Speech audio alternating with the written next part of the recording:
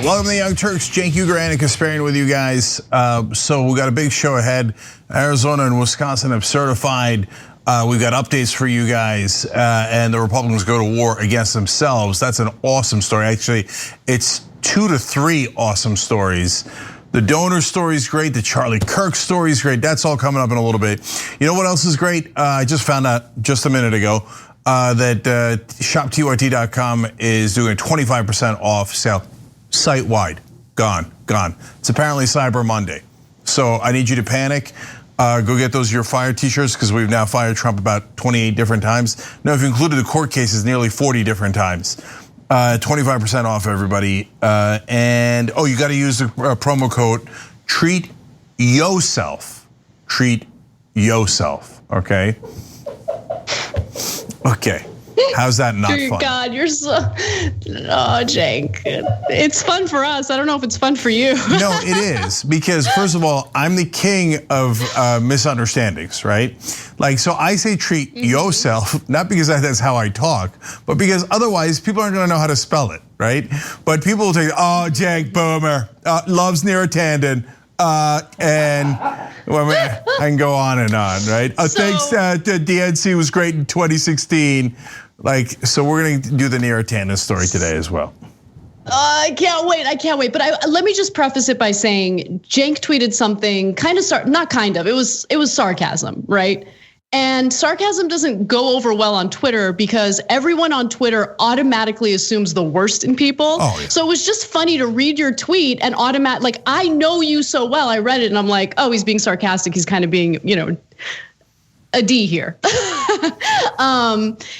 I got tweets from people, in the liberal blogosphere, for lack of a better phrase, and they're just like, "Is he being serious here?" And I'm like, "I don't think so." But we'll talk about it in more detail. Yeah, and look, that's part of the theme of today, but it'll be a giant theme of the next 4 years, which is this enormous disconnect between the left and establishment Democrats. The left is expecting Che Guevara, and Joe Biden's gonna deliver Strom Thurmond, right? And so I'm being too mean by saying Strom Thurmond, but that's a guy he agreed with on non-racist policies and some racist policies. Anyway, but put aside race. No, Biden's gonna give you, here, let's go with this one, Bob Dole. And the difference between Che Guevara and Bob Dole is gigantic. And so I think that's gonna lead to a huge explosion. So anyways, let's get going because there's so many great stories. Yeah, so I thought, we have some pretty serious stories to get to, but let's start off with a little bit of fun, a quick story on Melania and Christmas. So every year, the First Lady does this obligatory tour of the White House and the premises in order to, or the area just to show what the Christmas decorations are that year.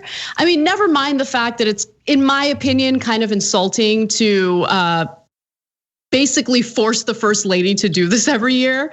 But anyway, here's Melania Trump. You see the video, it comes out. She's not talking or anything. She's just like walking around the White House, pretending like she doesn't know she's being filmed with a smile on her face as she's looking at the superfluous amount of trees in the White House. And the decor is fine. I mean, it's certainly better than what she did with the White House Rose Garden, besides which we all know that she did nothing. Some interior designers or decorators went to the White House, they did all the decorating, and then she shot this incredibly cheesy video. But again, let me just reiterate, I don't think that the First Lady should feel any pressure or any obligation to engage in this. I personally love interior design, and I feel like if I were the First Lady, I would, and officials came to me and said, Madam First Lady, you must now show off your decorating skills or your cooking skills or anything like that. I'd be like, actually, that sounds kind of fun. But I shouldn't feel obligated, neither should Melania, neither should any First Lady. Now that I got that out of the way, I thought that it was important to show you guys the version that most people didn't get to see, the version where Melania Trump actually shared her real thoughts about Christmas and a litany of other political issues that the Trump administration has gotten heat for. Let's watch. They say I'm complicit. I'm the same like him. I support him. I don't say enough. I don't do enough. No. Where I am, I'm working like a ask I know Christmas stuff that, who gives a about Christmas stuff and decoration, but I need to do it, right? Yeah, but then I do it and I say that I'm working on Christmas, planning for the Christmas. And they said, oh, what about the children? That they were separated. Give me a break. Okay, so I guess the White House needed to get rid of that version. A little too harsh, a little too honest for the American people. Yeah, so that's leaked tape of Melania that we, of course, put over the new footage. So let me be clear on a couple of things. I don't think it's a little insulting to have the First Lady do all this decoration nonsense. I think it's massively insulting. So let's say my wife became president of the United States, and they say, okay, Jake, now you have to do Christmas decorations. Get the out of here. No, I'm not gonna. I have a whole different job. I mean, Melania doesn't have a job. She was a model before. But it doesn't matter. It's still insulting to her. It's whether it's a wife or a husband who has a completely different job or no job, for them to say, okay, now be the maid where you go around decorating the house. No, it's ridiculous. Right. They should completely end that practice. But the only difference is, Cenk, I mean, we haven't had this scenario yet, but if you were the first man, right? Like assuming your wife got elected as president, you were the first man, they wouldn't ask you to do Christmas decorations. They wouldn't ask you to remodel the White House Rose Garden. They would come up with some other gender specific task, right? So it would be like, I don't know, the first man hunting day or something like that, right? Like I just can't imagine them continuing that tradition if it were a man who were the spouse of the person who got elected 100%, as president. 100%. But who knows? Maybe no, 100%. Although the Democrats would. They'd have the guy dress in an apron and make a fool out of himself and all that stuff, right? But the Republicans would never do that because it's bad optics. And Democrats don't understand optics. They smear optics all over themselves. But look at all the assumptions that the media has. Why is the media continuing this farce that people like Melania Trump have to care about Christmas decorations? And so, look, I don't agree with her on Christmas. She apparently hates it. I don't know if she started the war on Christmas or if she's just a soldier in the war on Christmas. I love Christmas, with one exception, the tree of horrors that we saw in that video.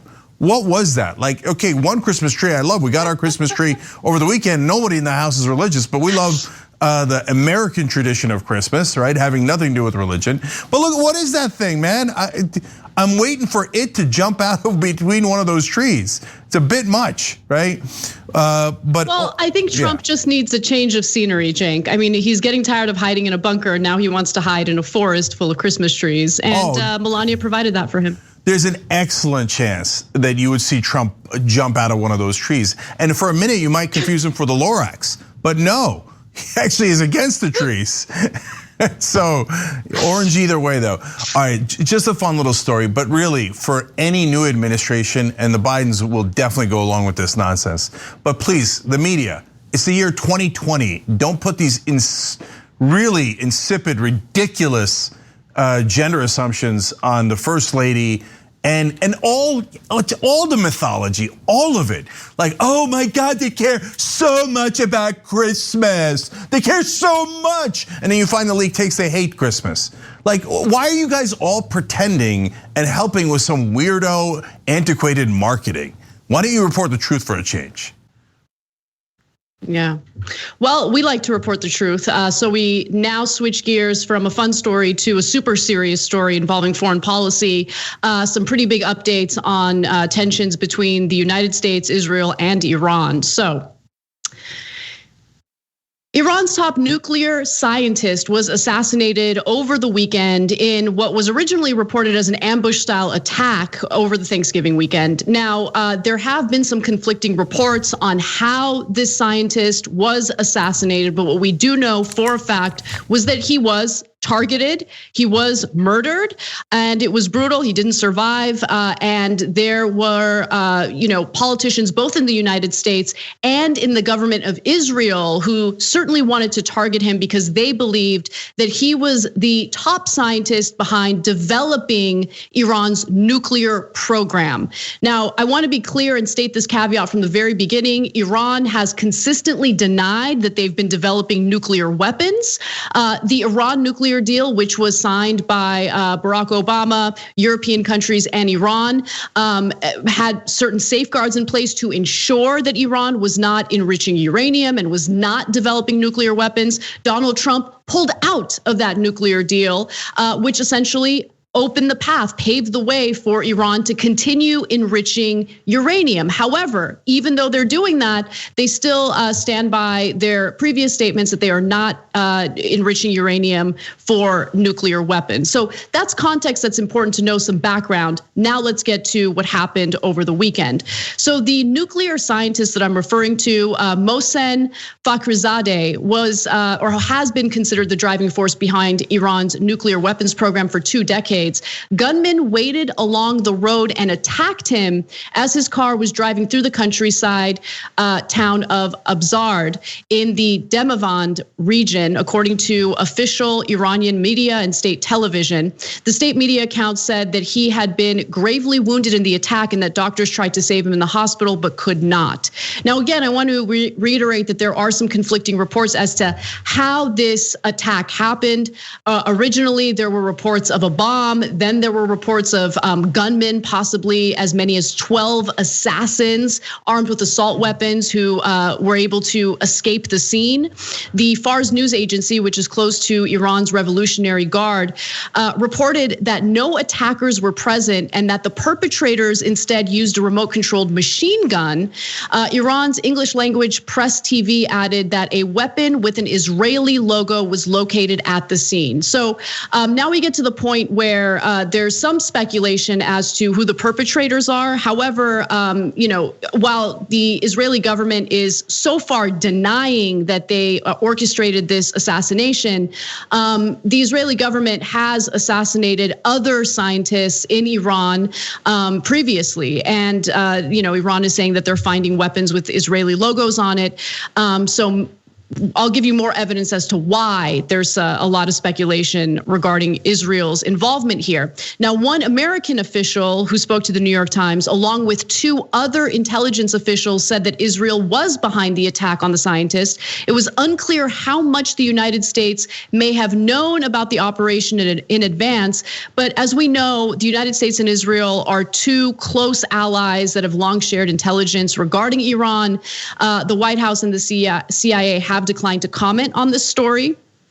And I do want to go to a journalist who covers this topic, who I personally trust. She's an Iranian American journalist, I should say, Nigar Mortazavi, who has been on the Young Turks before. But she spoke to Democracy Now! About some of the motivations behind this assassination, and she shares some of her analysis as well. Let's take a quick look at what she has to say.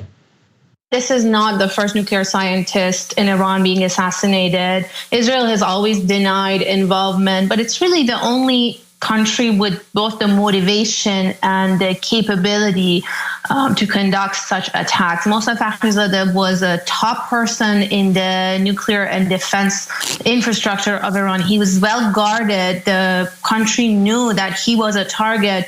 Benjamin Netanyahu, Israeli prime minister, had named him 2 years ago in a presentation. He said, remember this name, Mohsen Fakhrizadeh. So the security services knew that he would be a potential target for the Israelis. He was well guarded. And the fact that this operation was successfully launched, it was first said that there was an ambush. Now there's talks of an automatic weapon. We're still not sure how exactly it unfolded, but it was successful and he's dead now. It's just a blow to Iran's security system. And it's also, I believe, it's a political move to first try to provoke Iran into a violent retaliation and basically pull Iran into a wider military conflict with the United States, and then also complicate future negotiations between Tehran and Washington when President-elect Biden enters office, which I think this will complicate those future negotiations. So Cenk, she's absolutely right. Immediately after this incident happened, it was reported that Iran buries slain nuclear scientists, leaders vow revenge and no negotiations with the West.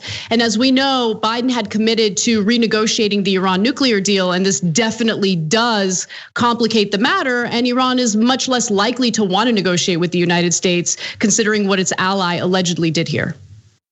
All right, so first of all, let's put some context to some of the claims by the governments. So when Iran says it was very likely Israel who did it, and then Israel goes, I don't know, maybe, I don't know. That means it's Israel, okay? So do I know it definitively? Of course not. That's why we couch it in all these terms of allegations, etc. But if Israel didn't do something, they're not shy about it. They'll tell you. And Israel has assassinated Iranian scientists before. About a decade ago, they assassinated a couple of them, including one in front of their kid's school. They drove up and murdered him right in front of his kids. And so those are acts of terrorism. There's no question about it. And now even some of the former top intelligence officials in America say it's acts of terrorism. And then of course, if Iran retaliates, they'll pretend to be shocked and chagrined. They'll pretend it was the first thing that ever happened in this conflict. And they'll say, you see these barbaric Muslims. You see how barbaric they are. They're gonna go around killing people like this. They're terrorists, right? Now the reality is, if terrorism has any meaning at all, and as is likely, Netanyahu ordered this assassination, that makes Netanyahu a terrorist. Now that's by definition. So if you want to cry about that definition, that's up to you guys. If you want to say, hey, I don't care about the definition, this guy is clearly a civilian, and you say, well, I think he's unofficially working with the government. I hear you on that. He probably is. He's got an SUV. He's got bodyguards. Well, he's a physicist with that. So I'm not saying he wasn't working on whatever version of a nuclear program they have for nuclear energy, or eventually maybe one day nuclear weapons. But guys, if we say, okay, that's not terrorism, then Iran gets to say, all right, then I'm gonna go around murdering American scientists, and I'm gonna go around murdering Israeli scientists, and that's not terrorism either. Then you can't turn around in principle and say, no, when you do the same exact thing, by the way, in retaliation to our original act, the same exact thing as we did, we're gonna call you a dirty, terrible, horrible, barbaric terrorist. But we, of course, are beloved and cherished. When we murder you, it's with great intent. No, that doesn't make any sense at all. You either have the definition of terrorism or you don't. And so if- Right, and sorry, Cenk, I wanted to comment on that because you're absolutely right. I mean, just to make it personal so people understand just how serious this really is. He was a civilian, right? Imagine if Iran decided to assassinate the top scientist working at Raytheon, right? Oh, we'd lose it. We'd invade them. Of course, terrorism. We'd invade. Of course, exactly. Of course. So guys, anyone, any right winger, or if there are some unreal conservative Democrats, there's a lot of them unfortunately, thinks, oh yeah, it's so cool to murder their scientists. That's not terrorism because we did it and we're the good guys. Good guys assassinate people in front of their kids. That's such a good guy thing to do. And so if you think that, and then they kill our guys, I guess, I don't know. I guess the right wingers, they don't care about principles. We keep trying to talk to them about logic and facts and principles. And I gotta get used to the fact that they just don't talk the same language as we do. They don't have the same brain as we do. They think murdering them is a great idea. If they ever retaliate, they think it's the most monstrous thing they've ever seen. Why? Well, they're Muslims, so they're terrible guys. Whereas we're the Judeo-Christian heritage. So when we murder people, it's such a wonderful, benighted thing, and God loves us for it. So yeah, if you're conservative, you're that kind of hypocrite, I'm never gonna be able to convince you anyway. But in terms of our government, look, this gets to issue number 2. Trump, a couple of weeks ago, was considering bombing Iran. He got talked out of it, even by crazed neocons like Mike Pompeo. They were like, that's a really bad idea. All of our generals are like, that's a bad idea. That's gonna start a war. And I know you wanna screw over Biden, but that war is gonna kill a lot of Americans, and we're not prepared. There's a right way to start illegal wars like we did in Iraq, and a wrong way, and blundering into one is not a good idea. So Israel comes along, it appears based on the reporting, and goes, how about we start it for you, and then you fight it for us. And then Trump apparently goes, great, wonderful, okay? You guys start a war, you guys do terrorism, we don't mind at all. And then afterwards, we'll try to create such a giant mess that a lot of American boys and girls will go over there and get killed cleaning up your mess. So that's a great idea. Remember, Trump is anti-war, Hilarious. No, as long as there's only one guiding principle of Trump, and that's Trump. So on his way out, he thinks it's a great idea to start an endless conflict in the Middle East by constantly murdering Iranian officials or sanctioning their murder so that they'll retaliate, and then he'll go, aha, I ruined another good deal. This way they'll develop more nuclear energy. Since he destroyed that deal, which had gotten all the uranium out of Iran, Iran has now gone back to stockpiling uranium. Why? Because we broke the deal. So now they're saying, okay, well then I'm going to develop uranium. And so we say, oh yeah, well then we'll become the terrorists and we'll start murdering your civilians. Okay, that's not the country I signed up for. America's got to be way better than this. And I don't know why another country, I don't care who it is, if it's the UAE in this case, who also hates Israel, Saudi Arabia, UAE loves Israel. Their leadership at least does. Yeah. UAE, which hates Iran, Saudi Arabia, which hates Iran, or Israel, which hates Iran. If any of those right-wing governments, and by the way, it's not all the people, it's not the countries, it's their right-wing leaders who want to start that war. I don't know who Trump is taking orders from, but none of them are Americans, and we shouldn't be taking orders from any foreign government, especially when they say, hey, by the way, we're gonna commit an act of terrorism, and then you're gonna be held partially responsible. No deal. Yeah, you're absolutely right. And I do want to give some credit to the various groups of people, individuals as well, who have condemned this attack. So the international community is absolutely against what happened, including the European Union, the United Nations. They've all condemned this. But former CIA Director John Brennan also condemned this assassination, writing the following: "This was a criminal act and highly reckless. It risks lethal retaliation and a new round of regional conflict. Iranian leaders would be wise to wait for the return of responsible American leadership on the global stage and to resist the urge to respond against perceived culprits. I do not know whether a foreign government authorized or carried out the murder of the scientist, Fakhrizadeh. Such an act of state-sponsored terrorism would be a flagrant violation of international law and encourage more governments to carry out lethal attacks against foreign officials." So this was certainly a reckless act. And for the Israeli government to argue that they engage in these types of aggressive actions in order to protect their own national security, understand that Israel did not want any negotiations in the Iran nuclear deal. They did not want Obama to make that deal with Iran. And they were very celebratory once Donald Trump ripped up that nuclear deal, which again paved the way for Iran to continue enriching uranium. And Israel argues, well, it didn't do enough when it came to missiles. Yeah, but it's the Iran nuclear deal. It's about nuclear power, right? What everyone in the international community that considers themselves allies with Israel and the United States claim they're concerned about. If you want to negotiate a different deal regarding missiles, then negotiate another deal. But ripping up the Iran nuclear deal has only destabilized this situation. It has only escalated tensions. And Donald Trump, by the way, has also increased tensions with Iran right before this assassination happened. He decided to go after the international community for continuing to do any trade with Iran during COVID, because remember, he ripped up the Iran nuclear deal and then implemented sanctions and then beefed up those sanctions further. So while China continues to do some trade with Iran, the Trump administration is threatening to retaliate against China for doing so, right? But China responded with, but Iran was following the nuclear deal. It was the United States who decided to rip it up and not follow through with their promises. They're the ones who reneged. So why should we punish Iran for that? And I think that, if you want to have the moral high ground, China in this case does have the moral high ground. All right, let me say one last thing here. Look, two last things. First, I got no love for the Iranian government. I think that the Grand Ayatollah is a farce. I think that they should go to an actual democracy. And so I can't stand their fundamentalist version of Islam and the way that they oppress their own people. I don't believe them either when they say things like it was an automatic machine gun. Yeah, that's convenient. You probably let 12 assassins get out of your country with not one of them even being injured.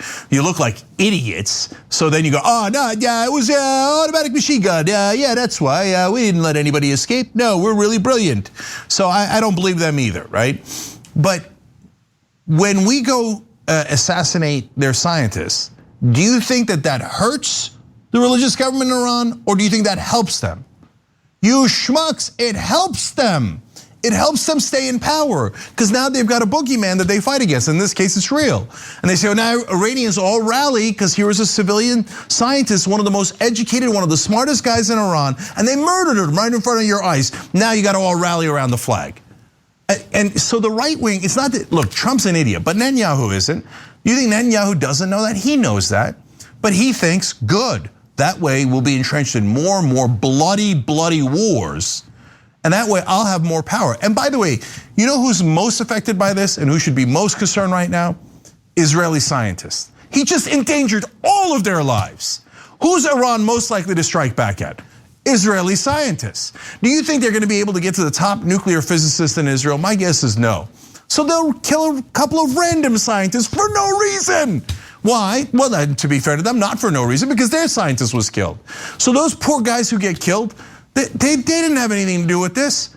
Netanyahu offered them up as a sacrifice so that he can get more wars and maybe, just maybe, hold on to power, because he's supposed to leave in a power sharing deal that they have. But he's thinking, maybe if I start a bloody war that gets more Israelis killed, they'll have to rally around the flag. The Iranians will rally around the flag. Their government that hates us and hates our citizens will be more entrenched, yes, because that means we'll have more war and my bloody hands will get to stay in charge. That's Netanyahu's play. We should have nothing to do with it. So if they strike back against Israel, I don't care if it was Canada, UK, or any other ally. Why? Why would you say, hey, that's your problem, man? You went and did an act of terrorism, your stupid right-wing government did. You should remove them from office immediately, as we just removed our right-wing government. And so don't do the terrorism in the first place. So I'm only telling you that not because I wouldn't be broken up about it. I just told you those poor people who are gonna die because of this, it wasn't their fault at all. And I hope to God that no one dies, but likely they will, because that's what happens when you start conflicts like this. But at the end of the day, if they say, hey, you know what?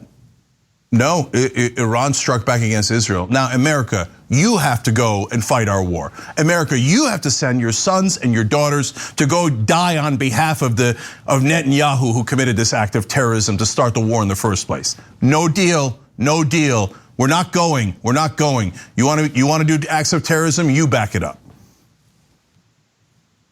All right, a reminder of why Neera Tanden is an absolutely disastrous choice to serve in Biden's cabinet when we come back from the break. We need to talk about a relatively new show called the Republic, or UNFTR. As a Young Turks fan, you already know that the government, the media, and corporations are constantly peddling lies that serve the interests of the rich and powerful. But now there's a podcast dedicated to unraveling those lies, debunking the conventional wisdom. In each episode of On the Republic, or UNFTR, the host delves into a different historical episode or topic that's generally misunderstood or purposely obfuscated by the so-called powers that be, featuring in-depth research, razor-sharp commentary, and just the right amount of vulgarity. The UNFTR podcast takes a sledgehammer to what you thought you knew about some of the nation's most sacred historical cows. But don't just take my word for it. The New York Times described UNFTR as consistently compelling and educational, aiming to challenge conventional wisdom and upend the historical narratives that were taught in school. For as the great philosopher Yoda once put it, you must unlearn what you have learned. And that's true whether you're in Jedi training or you're uprooting and exposing all the propaganda and disinformation you've been fed over the course of your lifetime. So search for UNFTR in your podcast app today and get ready to get informed, angered, and entertained all at the same time.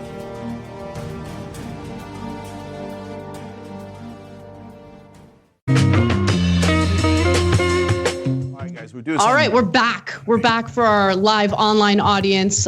Cenk's going to read some member comments and some live reads. So go ahead, Cenk. Yeah, guys, we're doing something different today. So for all of our 24-hour platforms, they're gone already. They're listening to commercials. But if you're watching this, you're on YouTube, Twitch, or the other platforms that allow for this.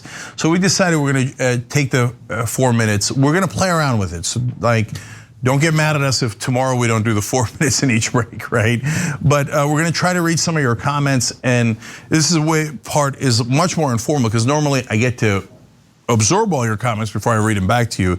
Here, it'll go a little bit quicker than that. And so in fact, I don't know how I'm gonna read all these. But Brett, and I'll talk to our producer and Anna will too, Brett, every once in a while during these breaks. So Brett, can you, I don't know if you've got the thermometer ready, but if you do, let's put that up for tyt.com/go because this is the last day in November. And so we were trying to get to 200,000, 146,595. Can we at least get to 150? That would be amazing, guys. If you could help in any way, that would be great. tyt.com/go. FinFan33 wrote on Super Chat, I want that Be Best ornament. Yeah, I forgot to note that. That's a great point. I mean, they have a Be Best ornament on the Christmas tree. Trump is the biggest bully in social media. I mean, it's absurd. It's absurd. Luke Murphy writes in on Super Chat, you guys inspire me to run and win in my city council race, trying to be #2strong at the local level. I love that, Luke. Way to run, way to get in a fight, and way to win. That's amazing. So now let me read some new subs on Twitch. Tails420 gifted 10 subs, so Tails, thank you so much. Trimu Batiki did 5 months at tier 3, so that's awesome, thank you. Not My Baby did 2 months, one with, or did it with Prime. If you have Amazon Prime on Twitch, it's free for you guys to subscribe to us, but we get the revenue anyway. It's a great deal for everyone involved, so please try that. Why Not Octavius, 4 months at tier 1. Monique, 3 gifted subs. Luke H, 5 months with Prime. Azazel, 6 months, tier 1. AOC 202X, 7 months, tier 2. Awesome. Thunder Voice, 7 months, tier 1, who gives an F about Christmas, they wrote in. I happen to like the holiday, but I hear you on the pomp and circumstance, which I covered earlier, obviously. Angie Pepper says, got 3 months with Prime and says, love TYT. Gone in Paradise did 5 months with Prime and said, been watching since Current TV, love you guys. Current TV was back in 2012, 2013, so bless your heart, you've been with us for a long, long time. So now the members section, as I read this as quickly as I can. Yeah, Jank Flexing Tricep says, imagine if Hillary had won in 2016. Would they ask Bill Clinton to put up the Christmas decorations? That's exactly right. It's so absurd. Okay, interesting. Antifa Hamburglar says, you guys are being overly woke. It's not insulting, it's just a tradition. As a woman decorating the White House for Christmas with unlimited funds would be a dream come true, but if she doesn't want to do it, let someone else. And last one is. Yeah, but the point is, you guys, the point is, just please understand, the point is that it's expected of the First Lady. That's what makes it insulting, right? If she did it on her own, then that's different. All right, we need to come back to the main show.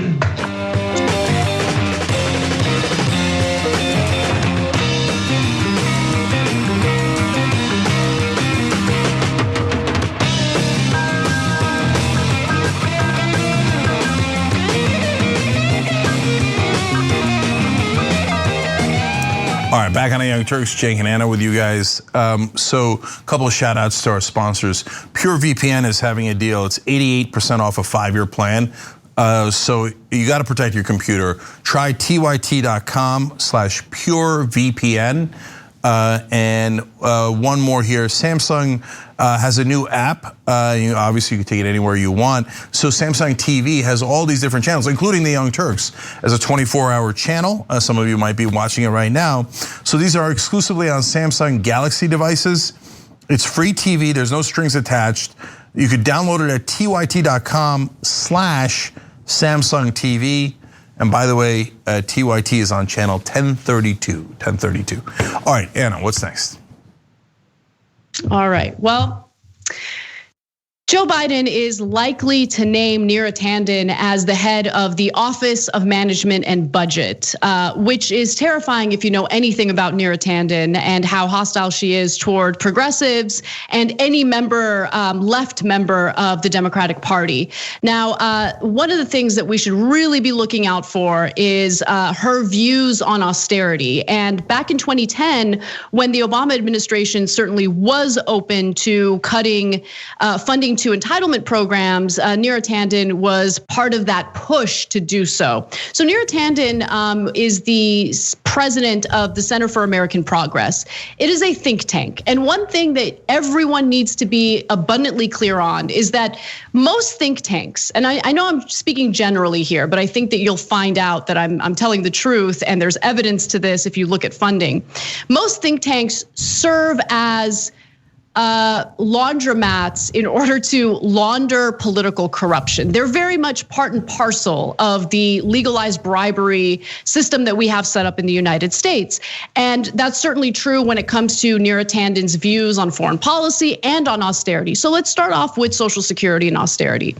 Biden, who has repeatedly pushed for Social Security cuts throughout his career, announced his selection of Center for American Progress President Neera Tanden as his choice to run the powerful White House Office of Management and Budget.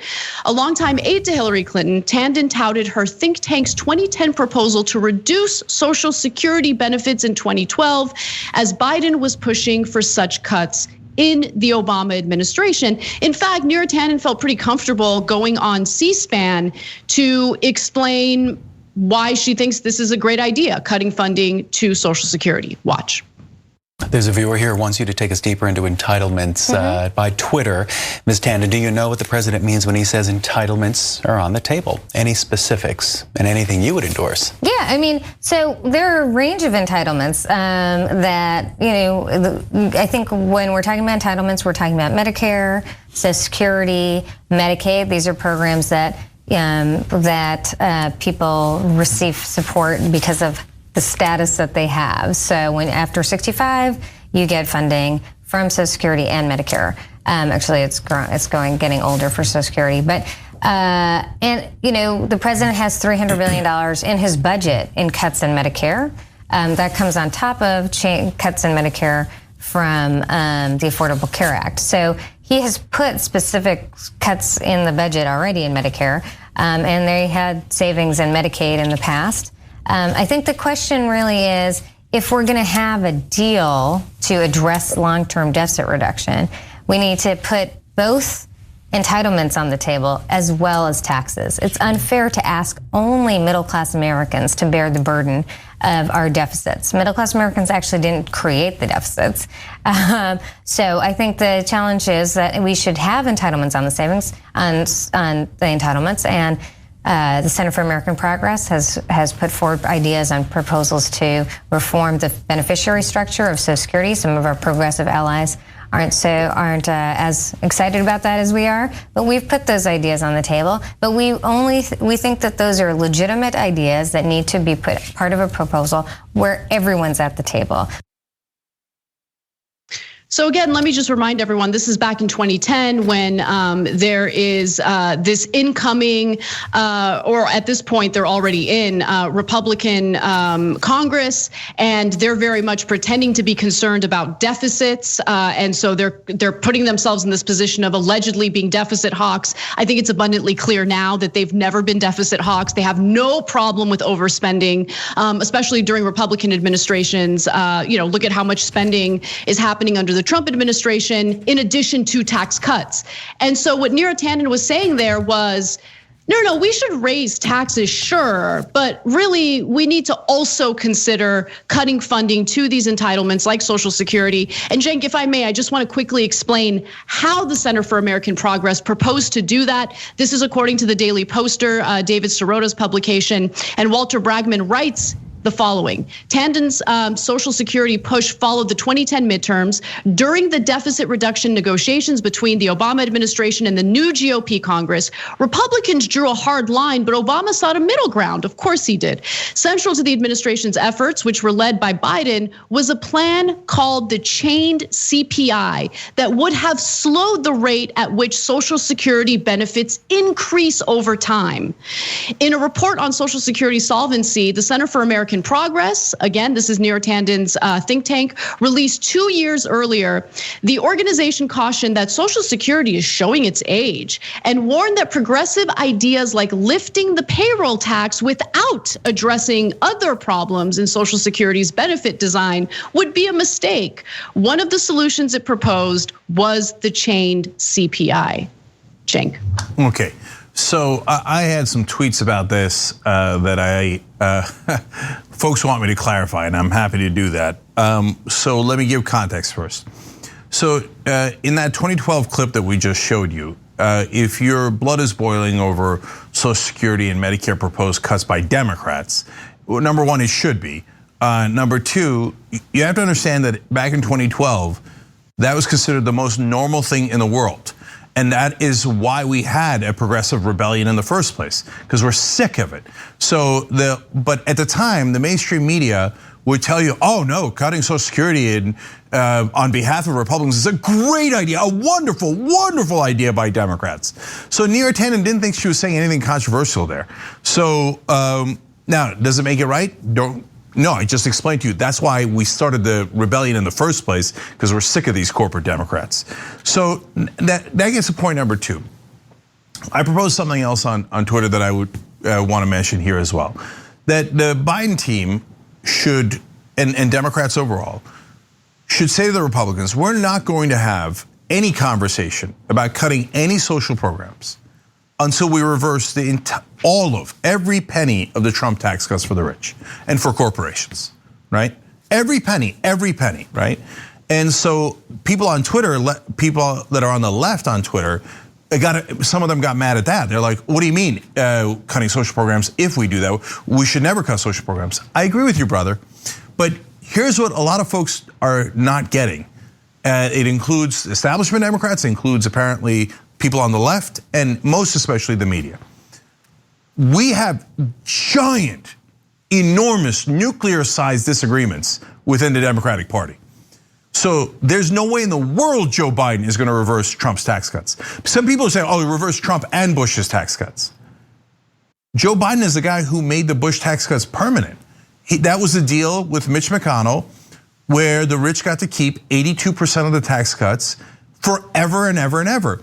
Biden himself specifically did that deal. Michael Bennett wrote a whole book about that deal. That was Biden who gave away the farm to make the Bush tax cuts permanent. He's not gonna undo his own work. That's fantasy land, it's never gonna happen. And in terms of the Trump tax cuts for corporations, people like Biden say, oh, no, we gotta bring some of that back. It used to be 35%. The idea was we're gonna lower it to 21, which is already outrageous, but we're gonna take away the loopholes. Well, they didn't take away any of the loopholes. They lowered it to 21. Now Biden and a lot of Democrats are like, maybe we raise it back up to 25 or 30. No, raise it to 35 where it was.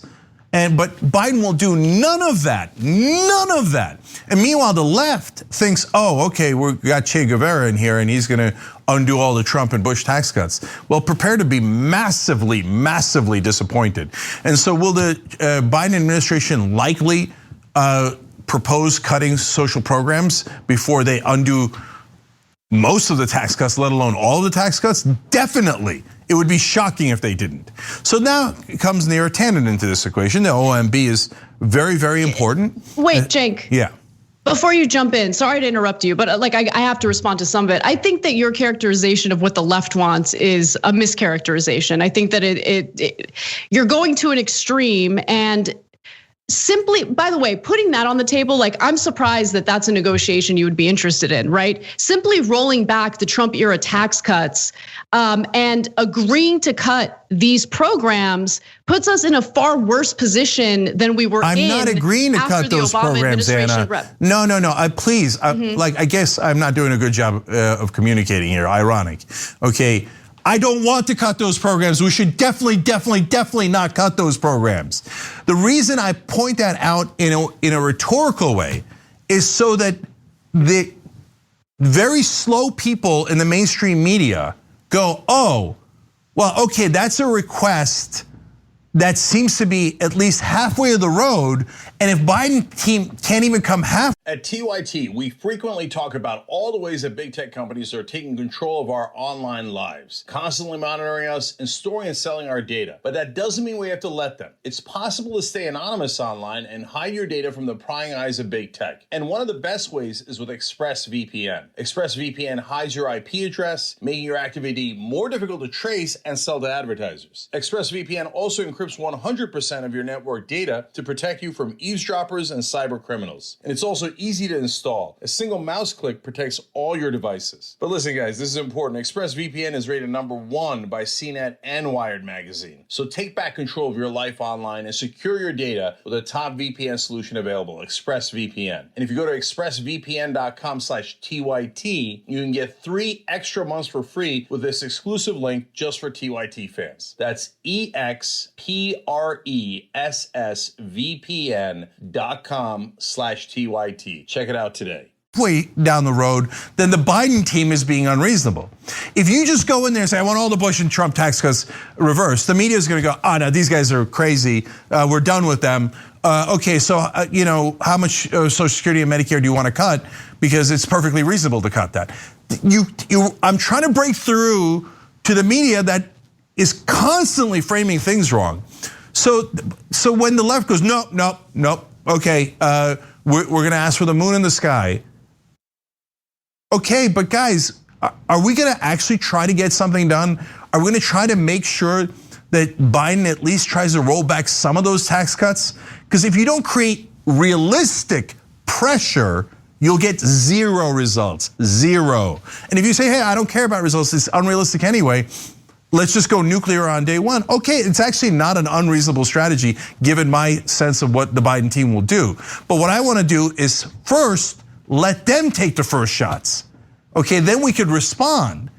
But if you say, no, I don't care about the media, I don't care about anything. But we lost in 2020 because we didn't care about the media. We thought, oh, we don't need the media. Well, it turns out the media came in and lied on behalf of moderate Democrats, so they won. So we've got to fight in a way that makes any degree of sense. So that gets to my tweet. So when Neera was appointed here, and I don't know her personally, we've just yelled at each other on Twitter in the past, you guys interviewed her for a split second. I forget if I ever interviewed her. Anyway, Neera Tanden, as I wrote, has been waiting for this appointment for 4 unending years now. My point there is she was so desperate to get an appointment with the Hillary Clinton administration and did everything she could to help them in the 2016 primaries. So now she must be elated. I got into the Biden team anyway. Then I say all of her hard work inside the establishment paid off, and now she's in a power position to help direct the world's largest resources. Now we're going to find out who she is, and so is she, rooting for her. Now, when I said rooting for her, people lost their minds. They're like, oh my God, you love Neera Tanden, I knew it, you're a sellout shill. No. Okay, let me try to stay patient, okay? Guys, what you guys apparently don't understand is people inside the establishment, they tell themselves pretty little lies every single day. They get up in the morning, they look at themselves in the mirror and they go, no, I know I'm doing these compromises and I know that I've got all these donors at CAP and including Big Pharma, they're so solicitous of AIPAC and the list goes on and Goldman Sachs. But I'm doing that also I can get power, and when I get power, that's when I'm gonna do the right things and it's all gonna pay off. I know those guys, I know them like the back of my hand. That's what they believe in their very, very core. So what I'm doing is I'm challenging her. Okay, now you have the power. Are you actually going to do anything good? Or are you going to continue supporting Goldman Sachs and AIPAC and all these guys and Big Pharma? And then if you do continue supporting that, then stop telling yourself pretty little lies. It just means you've always worked for corporate America and you did it for status and privilege, and it's super sad. Yeah, That's what she did. That's what she did. And it's not just about austerity. It also applies to her foreign policy positions. Think tanks are funded by the very same donors that fund our politicians and corrupt them. And so she actually thought it would be a good idea after the United States bombed Libya to demand that Libya hand over its oil profits to the United States for doing them this great service of bombing them and destabilizing their country. She's a disaster, and I'm sure we're going to have more opportunities to talk about her in depth as the Biden administration begins its work. But anyway, we do have to take a break right now. We will be right back.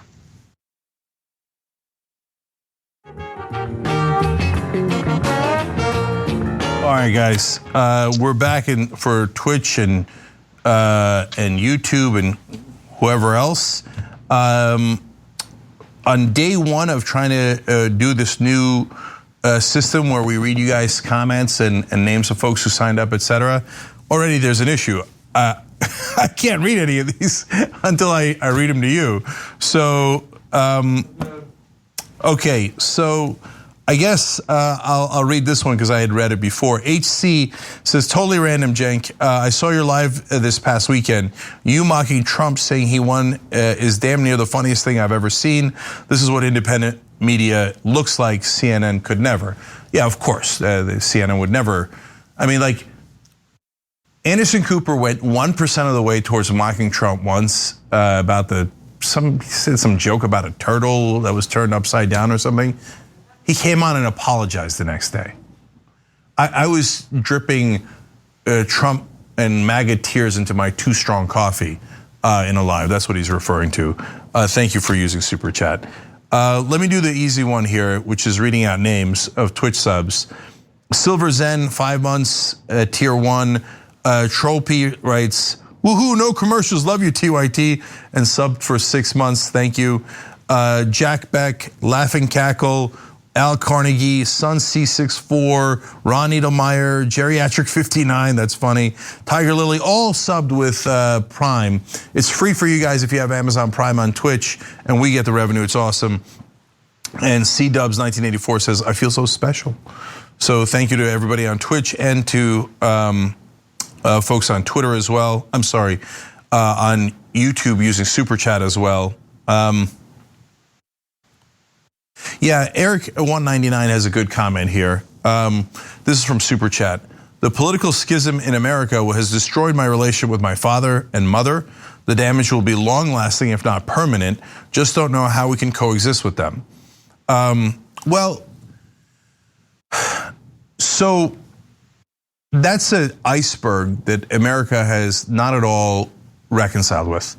And it's because, again, folks in the mainstream media think that this is all temporary, and that and Joe Biden thinks that, Democratic leadership thinks that, they're like, oh, once January 20th comes around and Trump's not in office anymore, all this will magically go away. No, it will not go away. Only 3% of Republican voters think that Joe Biden won the election fair and square. No, and they genuinely believe, you go on any social media, they genuinely believe that Trump is gonna do a ta-da, and have some magic evidence, and he's gonna win at the end. And so when he doesn't win, which he hasn't, nor will he, they're gonna be flabbergasted. They're not gonna understand what happened. It's already happened. They still won't agree to it. They don't. So they live in a totally different reality. So how, like is your mom and your dad? That breaks me up, but how are you supposed to talk to them? Like, I've told you 100 times, I got an uncle who voted for Trump. How do you talk to a person who doesn't understand facts anymore? We literally don't have the language to communicate with half the country anymore. And the media and the Democrats are whistling past the graveyard here. These folks are gone, man. They're in zombie world. They're in total zombie world. So they think they're gonna, oh yeah, we're gonna drink your tears on January 20th when you see Trump won. All right, Fuji001 said, message received, keep up the good fight. Thank you so much. All right, we're gonna come right back here, guys.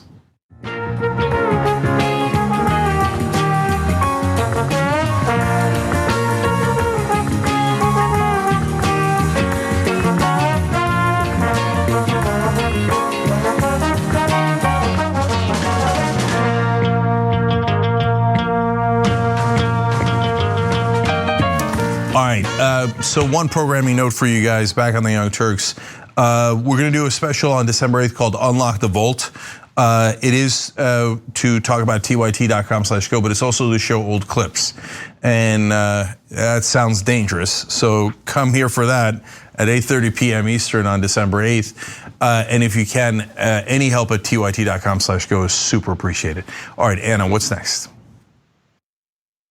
All right, well, in the postgame today, we're gonna talk a little bit about Donald Trump's interview with Maria Bartiromo. But for now, let's also discuss some of the conned conservatives who are upset about donating money to Trump's nonsense legal battles. So, a Trump donor who provided millions, literally millions of dollars to the Trump campaign for the purpose of fighting alleged voter fraud, claims that have been unfounded, now wants his money back. He realizes that he's the one who's been dealing with fraud on behalf of the Trump campaign and realizes he's been duped. So Frederick Eshelman is the businessman in question here. He's a businessman from North Carolina, and he said he gave $2.5 million to True the Vote, which is a pro-Trump election ethics group in Texas that promised to file lawsuits in 7 swing states as part of its push to, quote, investigate, litigate, and expose suspected illegal balloting and fraud in the 2020 general election. But then all of a sudden, True the Vote actually dropped all of its legal actions and discontinued its Validate the Vote 2020 campaign. And so, of course, naturally, if you've donated $2.5 million to this organization and they drop all of these actions that they were allegedly be engaged in, you'd want to know why. You'd want to know what the money is being used for. And it turns out that they just kind of stopped returning Eshelman's calls. So the founder of Eshelman Ventures LLC, so yes, he's a venture capitalist, said he asked regularly and repeatedly for updates, the lawsuit asserts, but his requests were consistently met with vague responses, platitudes, and empty promises. Eshelman, the former chief executive of a pharmaceutical company, claims in his lawsuit that the nonprofit offered to refund him $1 million if he would drop his plan to sue the group. He is seeking the return of the full $2.5 million that he says he wired to this organization. And so he started off with wiring $2 million, and then later he sent another $500,000 on November 13th. Now, keep in mind that the Trump campaign has literally lost or withdrew from 38 different court actions because they have absolutely no evidence of voter fraud. They're unable to prove that there's widespread voter fraud. They're unable to, basically make a case that really resonates with any of these judges. And so in a statement, the organization finally responded and said this, I love this quote. Our mission is much bigger than just one election. It is about repairing the system for all future elections. Basically, go F yourself. Thanks for the money, bro. Yeah, no, I love it. I'm here for this story. I'm glad they robbed them blind. Anyone who sends any money, let alone $2.5 million, to a group that has pro-Trump and ethics in the same sentence deserves to be robbed. Ethics. You voted for Trump ethics? You funded Trump ethics? You got Trump ethics. Congratulations, you got what you paid for. The whole point of Trump is that he's a con man who's here to rob you. So another group decided, we'll follow our role model. We'll set up camp, and our aim will be to rob idiot suckers who think that Trump is the ethical one, and we're all on the right wing, the ethical ones. We're the ethical ones. And so yes, it's terrible voter fraud. Ooh, we got our lawyers working around the clock. They're working on all the leads. So yeah, sure, that's gonna happen. And by the way, why did they drop the lawsuits? I don't know. I don't know if their intention was to never file lawsuits and just rob idiot Republican donors. More power to them if they did. I don't care if they're right wingers. It's just there's no honor among thieves, right? And number two. Well, yeah, go ahead. I do have some details on that, Cenk, because soon after the story broke, the organization claimed that they did file lawsuits. They filed lawsuits in 4 different states, but later dropped those lawsuits, which again still doesn't explain what happened to the $2.5 million, right? Really, they spent $2.5 million on those 4 insanely short lawsuits, which they immediately dropped. I mean, it's so obvious that there's that this guy got conned, that the American people, the Republican Party, Republican voters, 68% of them think that Donald Trump had the election stolen from them, stolen from Donald Trump, I should say. And they've been conned. It's just, they've probably given, small dollar donations to the Trump campaign thinking that it's going to these legal battles, but it's not. It's going toward paying off Donald Trump's debts, which is stated in the fine print in the emails that the Trump campaign is sending out to its supporters and donors. Yeah, I don't know. We might have to hire a reporter to cover this trial. Because there's going to be such great conservative tears all around.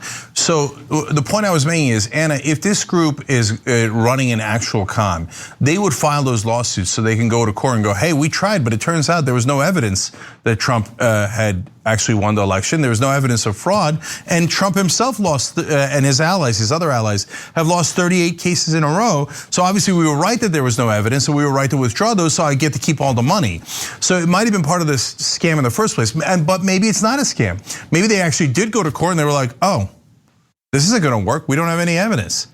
Okay, let's just drop the lawsuits and keep the money. Either way, it's a bunch of idiots in a circle of some sort, working each other's chains, if you will, and going, oh yeah, Trump won, man. Yeah, we don't need no stinking evidence. Trump won. Here, take my millions. Oh no, give me my millions back. Oh, I didn't know that we're all idiots. Well, come to find out, you are an idiot. And so we're all thrilled that they took that $2.5 million from you. Yeah, exactly. The post game today is going to be bonkers. It's going to be bananas. You guys are going to love it. So yes, we are going to play some sound from Trump's interview with Maria Bartiromo on Fox Business. Absolute lunacy there, but I'm bearing the lead. The top story of the day: the GOP blaming Charlie Kirk for what? Delicious. It's my favorite story. You guys are gonna love it. You don't want to miss it. Become a member, tyt.com/join. Yeah, on YouTube, so easy. Hit the join button below. On Twitch, if you have Amazon Prime, it's free, but we do get the revenue. So, all right, guys, and please don't forget tyt.com/go. This is the last day of the month. If you could help, that would be amazing. Then we'll only have 1 month left of the fundraising drive. And that Charlie Kirk story is the best thing you're ever gonna see. So hit the join button below on YouTube, tyt.com/join, everywhere else. Love you guys, we'll see you there in a minute or two.